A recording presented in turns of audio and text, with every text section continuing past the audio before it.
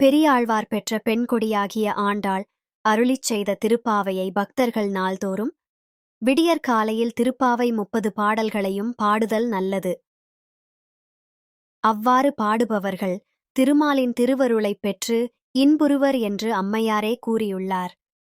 ஆண்டு முழுவதும் பாட முடியாதவர்கள் மார்கழி மாதத்திலேனும் நாள்தோறும் விடியற்காலையில் பாடுதல் வேண்டும். அதுவும் இயலாதவர்கள் அம்மாதத்தில் ஒவ்வொரு நாளும் ஒவ்வொரு பாடல் வீதமாவது பாடுதல் பயன் தரும்.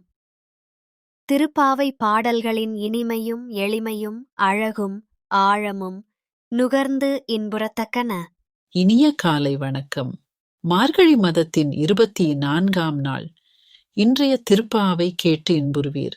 அன்றிவ்வுலகம் அளந்தாய், அடி போற்றி சென்றெங்கு தென்னிலங்கை செற்றாய், திரள் போற்றி பொன்றச் சகடம் உதைத்தாய், புகழ் போற்றி கன்று குணிலாய் எறிந்தாய், கழல் போற்றி குன்று குடையாய் எடுத்தாய், குணம் போற்றி வென்று பகைகெடுக்கும் நின்கையில் வேல் போற்றி, என்றென்றும் சேவகமே ஏந்திப் பறை கொள்வான் இன்றியாம் வந்தோம் இரங்கேலோ ரெம்பாவாய்.